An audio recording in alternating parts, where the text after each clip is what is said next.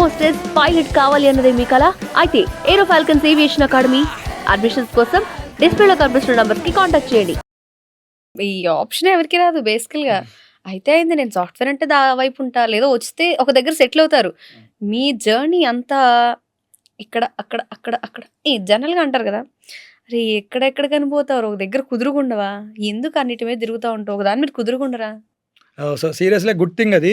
బేసిక్‌గా అందరూ అదే అంటారు. 4 పడవల మీద కాలేయడం కంటే, ఒక పడవ మీద కాలేసి జాగ్రత్తగా డెస్టినేషన్ రన్ అవ్వడం అనేది చాలా ఇంపార్టెంట్ అని. అంటారు గదా! సో, ఆల్మోస్ట్ ఒక 100-200 సజెషన్స్ లాస్ట్ 3 మంత్స్ బ్యాక్ నుంచే ఎక్కువ తీసుకున్నాను నేను. ఇక అలాంటి స్టెప్ తీసుకున్నాను, రన్నింగ్‌లో చెప్తాను. సో, ఏంటి దాని అర్థం ఏంటంటే, 4 పడవల మీద కాలేసి 4 గంటల మీద కాన్సంట్రేట్ చేయడం కంటే, ఒకదాని మీద కాన్సంట్రేట్ చేసి సక్సెస్ అవ్వడం అనేది చాలా ఇంపార్టెంట్. అది అందరికీ తెలిసిన విషయమే.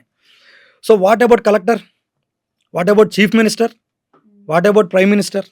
హ్మ్. సో, మరి వాళ్ళందరూ ఏం చేస్తున్నారు? ఒక కలెక్టర్ 32 డిపార్ట్మెంట్స్ హ్యాండిల్ చేస్తాడు. ఒక చీఫ్ మినిస్టర్ ఇంతమంది కలెక్టర్‌ని ఒక స్టేట్‌ని ఆర్గనైజ్ చేస్తున్నాడు. ఒక ప్రైమ్ మినిస్టర్ ఇన్ని స్టేట్స్‌ని, కొన్ని కంట్రీస్ నుంచి ఇన్వెస్ట్‌మెంట్స్‌ని ఇంతమంది ఒక 130 కోట్ల మంది జనాలను ఆర్గనైజ్ చేస్తున్నాడు. సో, వాళ్ళకి ఇవ్వలేదు ఈ సలహా నాకెందుకు ఇస్తున్నారు? ఇదే నా క్వెషన్. సో, ఇక్కడ అందరూ ఏం చేస్తున్నారు?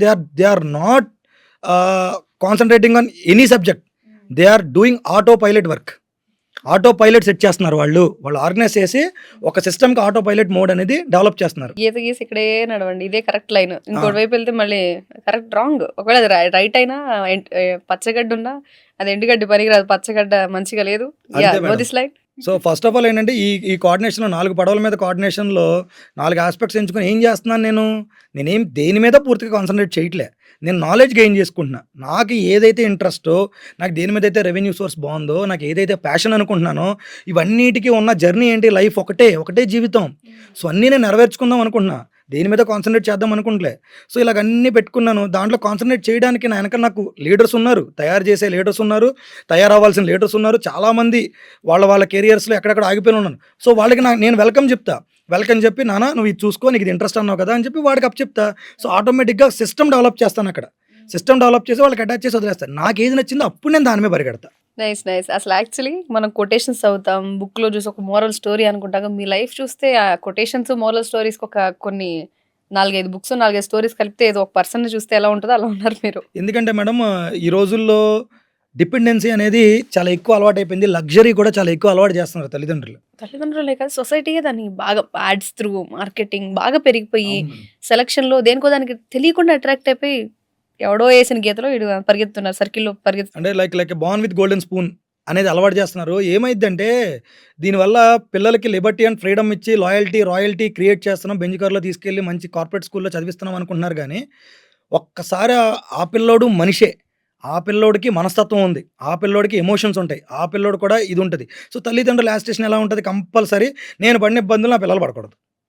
సో, నువ్వు తిన్న ఫుడ్ తినేచ్చాడు. ఇక్కడ ఇంకో పాయింట్ కూడా ఉంది. మేడం. నీకు నచ్చింది చెయ్యి అంటారు. హ్మ్. గ్రౌండే ఇస్తారు. గ్రౌండ్‌లో ఏముండదు. నీకు నచ్చింది చేయండి. ఏం చేస్తున్నాడు? అదే ఇప్పుడు ఆడికి క్లారిటీ ఉండదు. రైట్. సో, అలా రైట్. రైట్. పెంచేసి సడెన్‌గా ఒక టీచర్‌గా నిజంగా కొట్టింది ఒక సిట్యుయేషన్‌లో కార్పొరేట్‌లోనే కొడతారు తప్పదు మరి. హ్మ్. హ్మ్. ఎందుకంటే ఓవరాల్‌గా హి ఈజ్ ఎ టీచర్. హ్మ్. సో, కొట్టారు. నేను 2,00,000 ఫీజు కడతంటే మా డ్యాడీ నన్ను బెంచ్ కార్‌లో దింపితే నన్ను కొట్టింది డ్యాడీ అని చెప్తే సార్ రెడీ అయిపోతారు ప్రిన్సిపల్ దగ్గరికి. ఎందుకు కొట్టారు? నేను ఇంత ఫీజు కడుతున్నా. సో, అయిపోయింది ఇక్కడి వరకు. సో, లైఫ్ జర్నీలో కంపల్సరీ అతనికి జాబో లేదా అతని బిజినెస్సో హ్యాండ్ ఓవర్ ఇస్తారు. హ్యాండ్ ఓవర్ ఇచ్చినప్పుడు ఒక సిస్టమ్ ఉంటదక్కడ. అకౌంట్సు, హెచ్ఆర్ డిఫరెంట్ సిస్టమ్స్ ఉంటాయి. సో, ఈ సిస్టమ్‌లో ఏదో ఒక సిస్టమ్ గోమే కొట్టకుండా ఉండదు.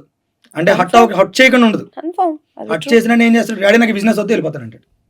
సో, దేనికోసం పెంచావు నాన్న కొడుకుని అనేది ఆ రోజు ఆ తండ్రికి అర్థమైద్ది. నేను దాని గురించి ఏం చెప్తున్నానంటే, పిల్లలకి లిబర్టీ ఇవ్వండి, ఫ్రీడమ్ ఇవ్వండి, అన్నీ ఇవ్వండి. వాళ్ళకి నచ్చినట్టు ఇవ్వండి. కానీ వాళ్ళకి నచ్చినట్టే ఒక పాత్ అనేది మాత్రం క్రియేట్ చేసి ఇవ్వండి.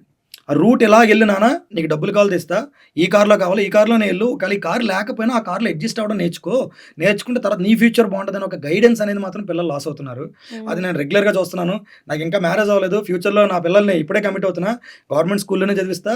అండ్ 10th స్టాండర్డ్ అయిన తర్వాత they used to be in society. No need intermediate, no need BTech, no need collector, hmm. Nothing.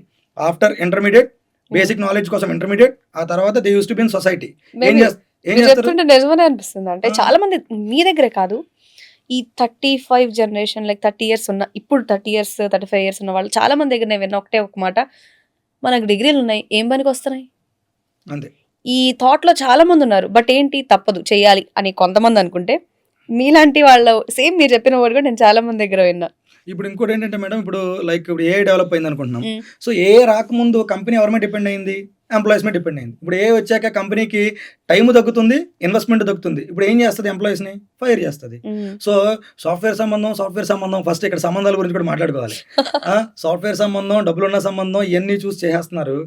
So డబ్బులు ఉన్నప్పుడు ఉండే వాళ్ళని వెతకొద్దు, డబ్బు లేనప్పుడు కూడా నిలబడే వాళ్ళని వెతుక్కుంటేనే ఎక్కువ ఉంటుంది. కళ్యాణ మండపాలు ఎక్కువ ఫిల్ అవుతున్నాయి. ఇప్పుడు మీలాంటి మీరు మంచి ఆప్షన్ అని చెప్తున్నారా ఏంటి? ఆ కళ్యాణ మండపాలని ఎక్కువ చూస్తున్నారు. నేను పర్ఫెక్ట్ అని నన్ను ఎవరన్నా లైక్ మీరు ఇట్స్ లైక్ నేను ఎంగేజ్డ్ మేడం. ఎంగేజ్డా? ఫోన్లైన్ బతికిచ్చేసారు. నాకు నో వెల్కమ్స్ ఇంకా ఆల్మోస్ట్ క్లోజ్డ్ అనమాట. బతికిచ్చారు. సో నేను ఏంటంటే అందరిని దృష్టిలో పెట్టుకునే చెప్తున్నా. ఓకే. కోర్టులో ఎక్కువ ఉంటున్నారా జనం, కళ్యాణ మండపాల్లో ఎక్కువ జరుగుతున్నాయంటే కళ్యాణ మండపానికి అప్రోచ్ అయిపోయిన వెంటనే లాయర్ కళ్యాణ మండపం ఓనర్ దగ్గర కాంటాక్ట్ లిస్ట్ తీసుకుంటున్నాడు. Is it true? ఫన్నీగా చెప్తున్నారా? విత్ ఇన్ 2 to 3 months లో they are getting divorced or issues రావడం. ఎందుకంటే అడ్జస్ట్మెంట్ అనేది లేదు. ఎందుకంటే ఇదే టాపిక్ లో నాకు దొరికిన ప్లాట్ఫామ్ కాబట్టి అన్ని టాపిక్స్ కవర్ చేద్దామని ఫిక్స్ అయ్యాను. ఎందుకంటే it's not about the commerciality, it's about the reality. So realistic గా ఎలా జరగాలి, ఎలా ఉన్నారు, ఎక్కడ చేంజెస్ కావాలి. ఇట్స్ యువర్ లైఫ్ స్టోరీ అండి. నిజంగా మీరు ఇప్పుడు ఇంత చెప్పినా సరే the one thing is true. పడి లేచారు, ఒక దగ్గర కాదు 4 దగ్గర వెయిట్ చేశారు, డే అండ్ నైట్ కష్టపడ్డారు. ఇవన్నీ ఏంటంటే పుస్తకాల్లో, కథల్లో గెలిచిన చక్రవర్తి, గెలిచిన రాజు, గెలిచిన పర్సన్ అనే స్టోరీలే.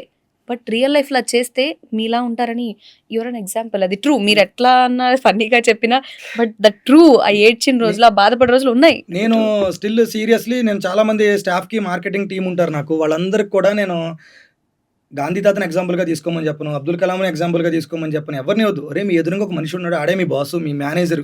సో ఆయన ఎగ్జాంపుల్గా తీసుకుంటారా, ఇదిగో ఇవన్నీ నిజాలరా, ఇగో ఫొటోస్ ఇవ్వరా, ఇగో వీడియోస్ ఇవ్వరా అని చెప్పి వాళ్ళు మోటివేట్ చేసి అలాగా ఆల్మోస్ట్ నా దగ్గర పనిచేసిన 10 మంది పిఆర్ఓలు ఫస్ట్ జాబ్ నేను ఎప్పుడైతే చేశానో వాళ్ళందరూ ఒక్కొక్క హాస్పిటల్లో ఇప్పుడు మేనేజర్లుగా ఉన్నారు. అంటే ఆ రోజు వాళ్ళ శాలరీ 10K, ఇప్పుడు వాళ్ళ శాలరీ 30 to 40K. సో మేనేజర్లుగా తయారు చేశానంటే సో నేను వేసిన లీడర్షిప్ విత్తనం సక్సెస్ అవుతుంది. సో సమ్టైమ్స్ ఫెయిల్ అవ్వచ్చు. సో నేను మార్కెట్లో లీడర్స్ని తయారు చేద్దామని ఫిక్స్ అయ్యాను. సో లీడర్స్ని తయారు చేద్దామని ఫిక్స్ అయ్యానంటే బై బార్న్ ఎవరు లీడర్ కాదు, by the struggles they want to become a leader. ప్రతి ఒక్కడికి ప్రతి ఎమోషన్ ఉంటుంది, ప్రతి ఒక్కడికి ఒక స్టోరీ ఉంటుంది. ఆ స్టోరీని ప్రజెంట్ చేసుకోవడం రాక సఫర్ అయ్యేవాడు ఒకడు, ఆ స్టోరీకి తగ్గ నేరేట్ చేసే డైరెక్టర్ లాగా ఇదయ్యేవాడు. సో దీనికి నేను ఏమంటానంటే కంపల్సరీ లైఫ్లో ఎవరైనా ఒక కోచ్ని కానీ ఒక మెంటర్ని కానీ తీసుకోవాలి. సో ఈ యూస్ టు పుష్ బ్యాక్ అంతే. సో జిమ్లో అన్నీ ఉంటాయి మేడం, అన్నీ చేసేచ్చు. కార్డియాక్ ఉంటుంది, షోల్డర్స్ ఉంటాయి, మొత్తం అన్ని థ్రెడ్మిల్ ఉంటుంది, అన్నీ ఉంటాయి. సో అన్నీ చేసేస్తే నీకు వచ్చు అవన్నీ మిషన్స్ ఆపరేటింగ్ అక్కడే రాసి ఉంటుంది, ఇది ఎలా ఎత్తు, ఇది ఎలా పట్టుకో, ఇది ఎంత చెయ్యని. చేసేస్తే ఎలా కుదురుతుంది? ఒక ట్రైనర్ని ఎందుకు పెట్టుకుంటామంటే హీ యూస్ టు గైడ్. ఈ రోజు కార్డియాక్ చేయి, ఈ రోజు ఈ ఫిట్నెస్, రేపు అది. సో ఎందుకు తీసుకుంటున్నాం? సో ఎంత కోటీశ్వరుడన్నా జిమ్కి వెళ్ళి ఏం చేస్తే ట్రైనర్ మాట వినాల్సిందే. సో నేను చెప్పేది అదే, లైఫ్లో ఎంత చిన్నోడైనా ఎంత పెద్దోడైనా ఒక మెంటర్ని అయితే ఫిక్స్ అవ్వాలి. సో నేను I just want to become a mentor అంతే. ఎయిర్ హోస్టెస్ పైలట్ కావాలి అన్నదే మీ కల అయితే ఏరో ఫాల్కన్స్ ఏవియేషన్ అకాడమీ అడ్మిషన్స్ కోసం డిస్ప్లేలో కనిపిస్తున్న నంబర్కి కాంటాక్ట్ చేయండి.